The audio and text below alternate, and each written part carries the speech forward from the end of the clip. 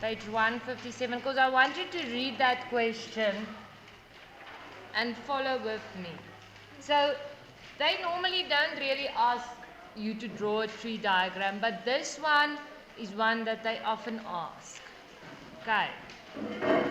So once you understand what's the event and what is the outcomes, then it's much easier. 257.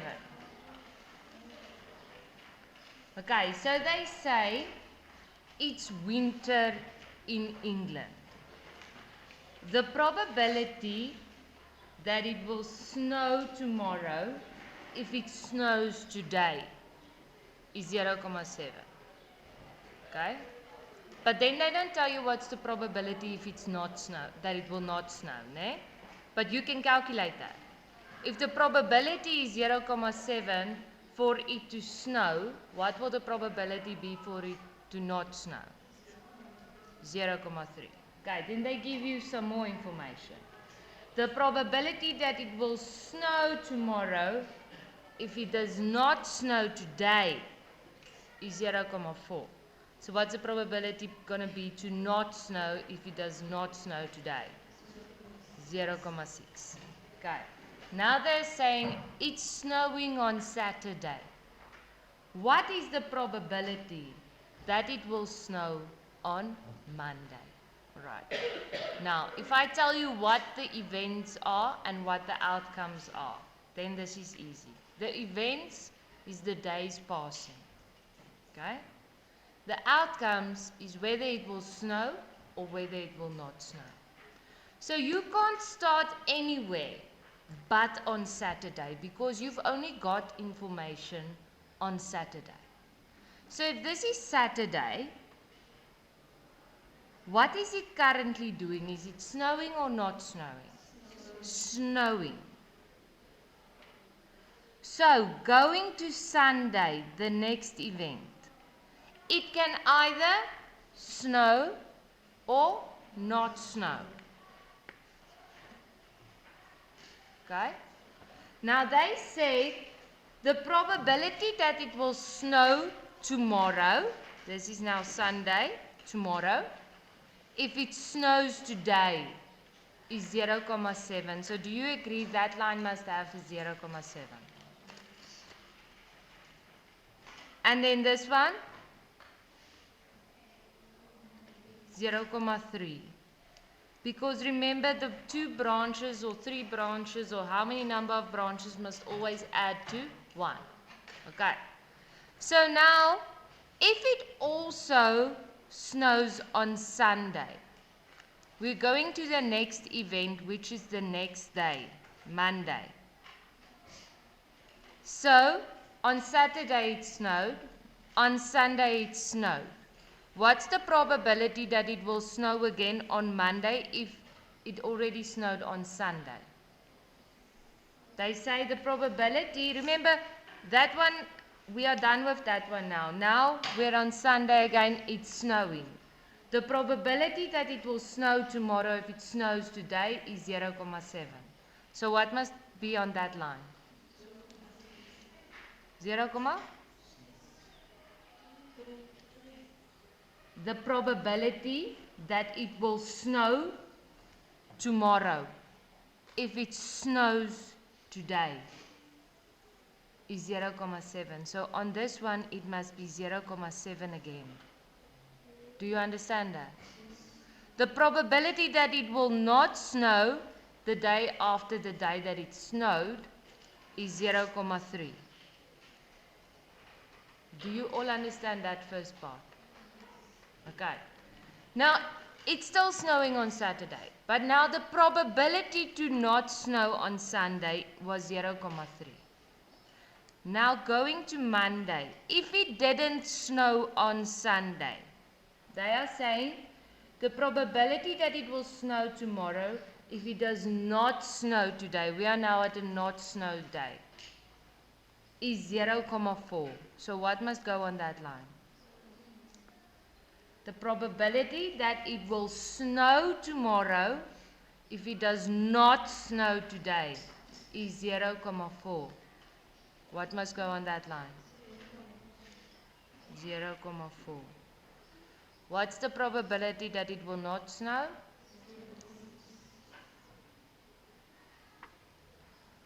The question is, what's the probability that it will snow on Monday? So how many of these Monday outcomes has got snow? 2. That one and this one. Let's find the probability. If it snows on Saturday, snows on Sunday, snows on Monday, it's going to be 0,7 times 0,7, which gives me 0,49. The probability of the other snow situation, that would be it's snowing on Saturday, then it doesn't snow on Sunday, but there is a chance that it can still snow on Sunday, on Monday, ne? So it's this line. It's 0,3 times 0,4, and that gives me 0,12. So what's the probability that it will snow on Monday? Is these two added? It gives me 0, what is that? 0,61.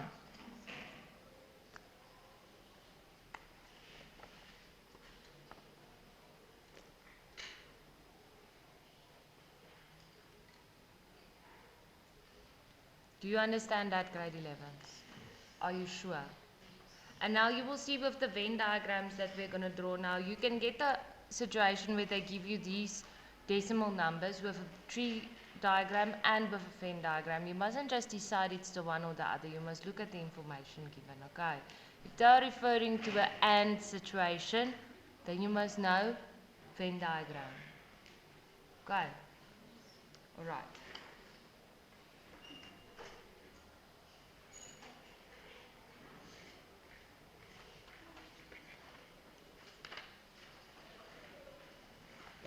All right, let's just quickly recap on yesterday. We said that, let me take the English one here. We had the information that 300 kids are in school. It's the total. 29, no, this was not the kids at school, this was the people at the hotel. 300 people at the hotel. 29 people did not have breakfast, lunch or supper. 153 in total ate breakfast. 161 lunch, 145 supper, 95 breakfast and lunch, 80 lunch and supper, 52 supper only, not breakfast and lunch, and 70 ate breakfast, lunch and supper. So we drew a Venn diagram with 3 circles, and then we know we put the 300 on the outside there, and we could put the 29 outside of the circles. When we want to complete the Venn diagram, we start in the middle. So we start with that 70. Then we saw that the 52 is supper only. So when I look at this circle, this part is supper, breakfast, lunch only. This whole part is breakfast and lunch. This whole part is lunch and supper. And this whole part is supper and breakfast. Right. So as you can see with the colors inside there, I don't know if you can see clearly, the 70 has got all 3 colors on it. That's why the 70 went in there. That 52 is supper only, so it can go into this part. Right here. But then that 80 is lunch and supper. But as you see, that whole intersection there is lunch and supper. Not just this part here. Therefore, 70 of the 80 people have already been taken or written down here. Therefore, I say 80 minus 70 to get 10. And I say 95 minus 70 to write down the 25. That was the information that we had so far. Then they gave me the totals for everyone, but we said we couldn't start with breakfast because there were 2 open spaces, 2 unknowns. So if we start with lunch, we say 161 minus 25 minus 70 minus 10, and then the difference will be 56. That is going to go into lunch only. Supper, 145 minus 52 minus 10 minus 70, that gave me the 13 that was needed there. And then for breakfast, I had the 153 minus 13 minus 70 minus 25 to get the 45. That's how we did it. Okay. We also had the situation or the example of the milk and water where they told me that 0,6 is for milk, 0,3 is for water, and neither is 0,2. So we knew that because it's a decimal, the total must be 1. The 0,2 is outside of the circles. And then once again, you always start in the middle. But in this specific case, we did not have the AND value. Therefore, we put in a x, because x represents an unknown value. But we know that when we find that part, we have to say whatever they gave me, 0,6 in this case, minus that intersection. So it was 0,6 minus x. And this one is 0,3 minus x. And then we added everything we see here to 1, because that's the total. And then we calculated the value of x. Once we know x is 0,1, we also know that milk only is 0,5 and water only is 0,2. And then when you add all of them, you still get 1. You all understand? Okay. What we also did is we had a look at 2 Venn diagrams and we answered the questions. Now this is the question or a different Venn diagram. It's exercise 4 on page 261. So I want us to do this one together. Just question 1 we're going to do together because I know that sometimes we still feel a bit unsure about that one. Eh? The A and then the not A and then this and then that. Okay, so you can write down the answers in your book. For me, number 1A, you don't have to redraw anything, you're just going to write down the answers.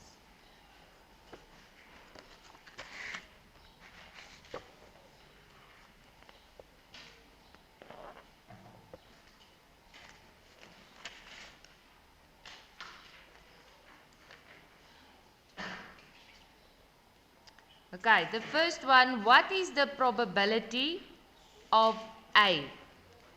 What is the probability of A? What do you say? 3 over? 3 is A. You are right with that. And then it's 1, 2, 3, 4, 5, 6, 7, 8. So it's 3 over 8.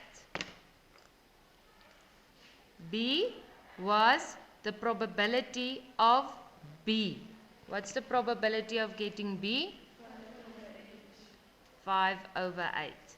Then at C they asked the probability of getting not A.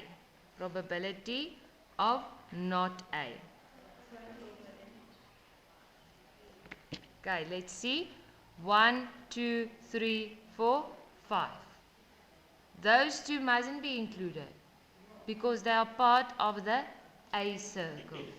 Okay, so that's like asking maths and accounting, what's the probability of getting a learner that does not have mathematics? You can't take that one, you can't take that one, you can't take that one. The ones who don't have mathematics is the ones that have accounting only or neither of the two subjects.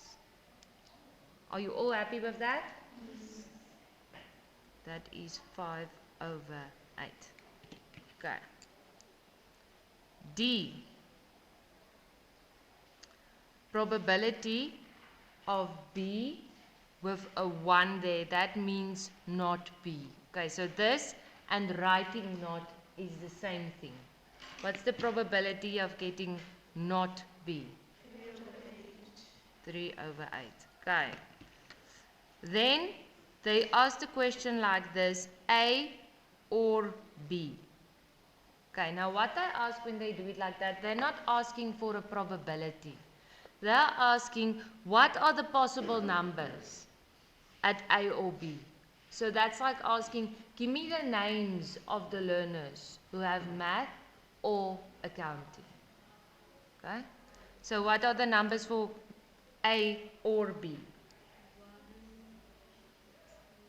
1, 2, 3, 4, 5, 6. Or is must it can be have both, it can have just one, doesn't matter.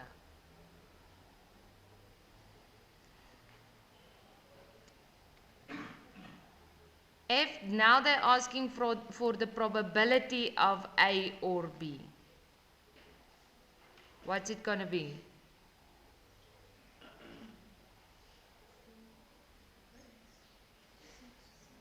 6/8. Right, G, now they're asking A and B. So they're not asking for a probability. They're just asking, give me the names of the learners who have maths and accounting.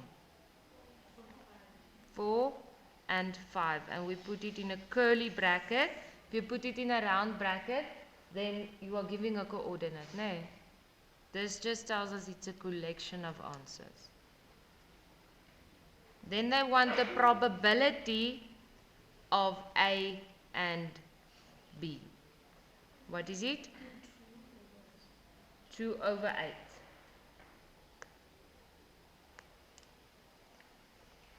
Then the next thing they're asking is I not A or B. 7 and 8. Moana, why did you give me the numbers and not the probability? They're not putting a P in front of it, no, so they didn't ask for it.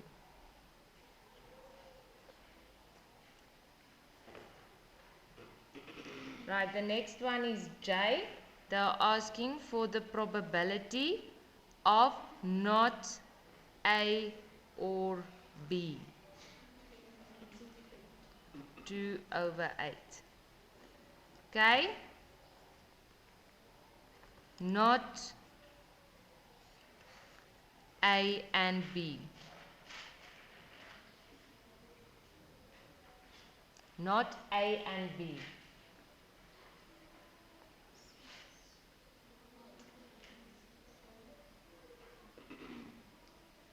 It's 1, 2, 3, 6, 7, 8. Good. Then they're asking the probability of not, where are we now? Okay. L. The probability of not A and B.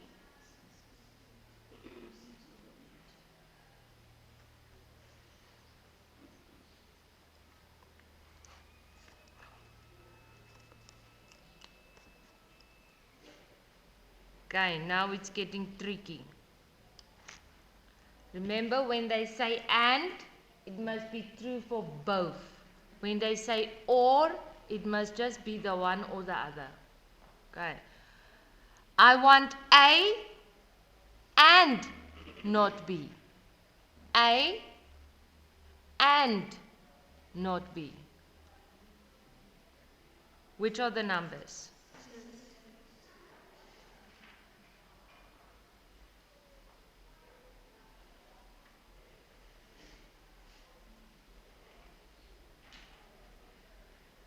Good.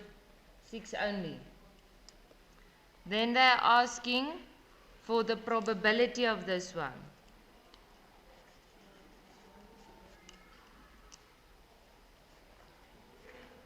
It's 1/8. Right. O, not A and B.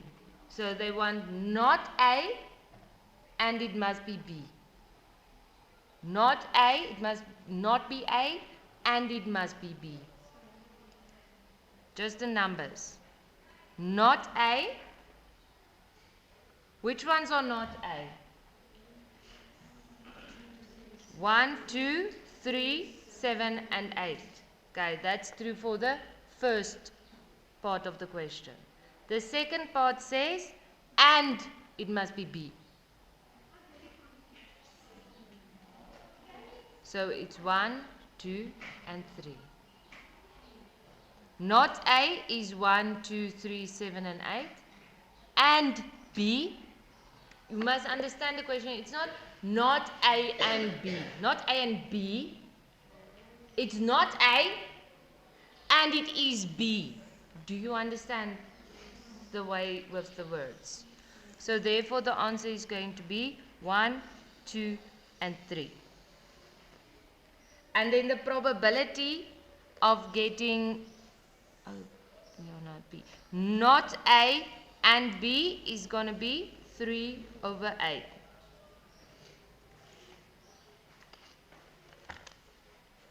Okay. Now we're at Q. Q says A or not B. A or not B. Okay, let's start. Which ones are A? Okay, that's not B. Oh, that's A. Now they also want or not B. Which ones are not B? 6, 7, and 8. Now, because they are saying or, must we include the 4 and the 5 or not? When they say or, it can be the one or the other. When they say and, it must be true for both. Okay, so this is saying A, therefore it's 6, 4, 5, in the correct order, 4, 5, 6.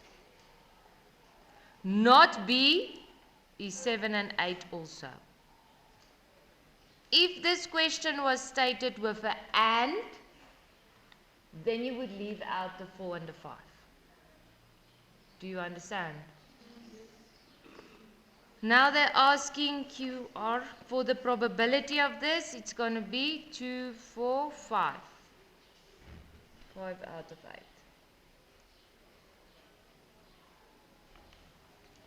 S, what does this mean when it's A with a 1 or B? Not A or B. Okay, so let's start. Which ones are not A? Okay, I can already write them down. 1, 2, 3, 7, 8. Because remember, this is or. Those ones are not A. Now we're done with not A. Which ones are B? Okay, I have the 1, I have the 2, I have the 3. Now I can just add 4 and 5. So now I just write it in the right order. 1, 2, 3, 4, 5, 7, and 8. Do you understand that, grade 11? Okay, but it is tricky. You must concentrate. T, probability of not A or B, is 7 out of 8. U, they are asking for the probability of C or D. C or D. What's the probability of C or D? 5 out of? And that gives me?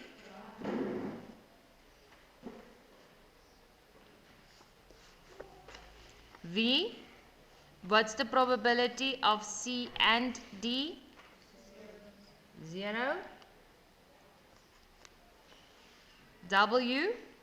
The probability of C plus the probability of not C. Now let's quickly look there. What's the probability of C? This is not an and, you see that? This is a plus. So you write down the one probability plus, what's the probability of not C? 3 over 5, and then the answer is 1. Can you tell me what type of event is this with C and D? Why does the probability of the 1 plus the probability of not it give me 1? What do we call it? Mutually exclusive and exhaustive. And what's the name for it together? Complementary. Well done. Okay, the last one, X is 1 minus the probability of C. So I have the probability of C there, no? 2 over 5. So it's going to be 1 minus 2 over 5, and then the answer is 1 minus 2 over 5 is 3 over 5.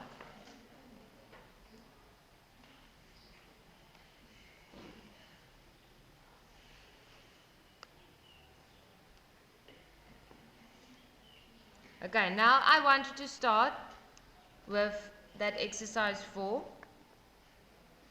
You're going to do number 2, 3, 4, and 6, and 7. But you have time in class now. So I will see how far we get by the end of the period, because I want to mark it and I want to help you and I want you to help yourself and help each other, and then we'll see how far we get with it, okay? Alright, so I'm going to stop the video now and then we'll just put on the group how far we got.